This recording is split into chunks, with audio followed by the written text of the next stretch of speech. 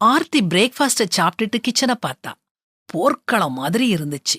பாத்திரங்களை எடுத்து சிங்க்ல போட்டு கழுவும் போது அவ மனசுக்குள்ள ஒரு எண்ணம் ஓடிச்சுது.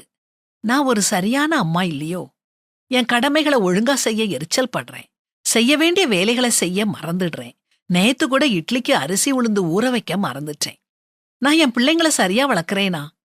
இந்த எண்ணம் வந்த உடனே அவ மனசு முழுக்க குற்ற உணர்ச்சி பொங்கி வந்துச்சுது. ஆர்த்தி சோகத்துல மூழ்கிட்டா. ஆர்த்திக்கு இதுல புரியாதது என்னன்னா, இது வெறும் எண்ணம் தான். இது உண்மை இல்ல. எண்ணங்கள் நம்ம மனசுக்குள்ள வந்துகிட்டே இருக்கும். உங்களுக்கு தெரியுமா, ஒரு நாளைக்கு 60,000 எண்ணங்கள் நமக்குள்ள வருதாம். நம்முடைய பழக்கம், கலாச்சாரம், தினசரி நடவடிக்கை, நம்முடைய ஆசை, பயம், எதிர்பார்ப்பு எல்லாமே எண்ணங்களா வருது. உங்க போன்ல 60,000 நோட்டிபிகேஷன்ஸ் வருதுன்னு வச்சுக்கிடுவோம். நீங்க ஒவ்வொன்னையும் தட்டி தட்டி பாப்பீங்களா? பார்க்க மாட்டீங்க. அதே மாதிரிதான் நமக்குள்ள எழும் ஒவ்வொரு எண்ணத்துக்கும் நீங்க முக்கியத்துவம் கொடுக்க வேண்டாம். நீங்க அதை அனுமதிக்காதீங்க. அதுக்காக நேரத்தை செலவழிக்காதீங்க. அதை நம்பாதீங்க.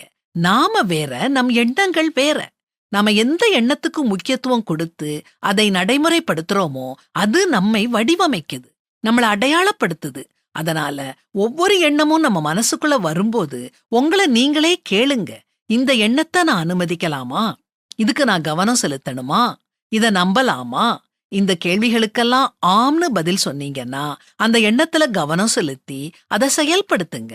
கடவுள் நம் மனதின் மீது நமக்கு அதிகாரம் கொடுத்திருக்கிறாரு. பலவிதமான எண்ணங்கள் நம்ம மனசுக்குள்ள வரும். அதை நம்மால கட்டுப்படுத்த முடியாது. ஆனா எந்த எண்ணத்துக்கு முக்கியத்துவம் கொடுக்கணும், எதை அலட்சியம் பண்ணணுங்கிறதுல நாம தெளிவா இருக்கணும். நம்முடைய எண்ணங்களை கிறிஸ்துகிட்ட ஒப்படைச்சிட்டு நிம்மதியா இருப்போம். அவைகளால் நாங்கள் தர்க்கங்களையும் தேவனை அறிகிற அறிவுக்கு விரோதமாய் எழும்புகிற எல்லா மேட்டிமையையும் நிர்மூலமாக்கி எந்த எண்ணத்தையும் கிறிஸ்துவுக்கு கீழ்ப்படிய சிறைப்படுத்துகிறவர்களாய் இருக்கிறோம்னு தேவ மனுஷரான பவுலும் சொல்றாரு.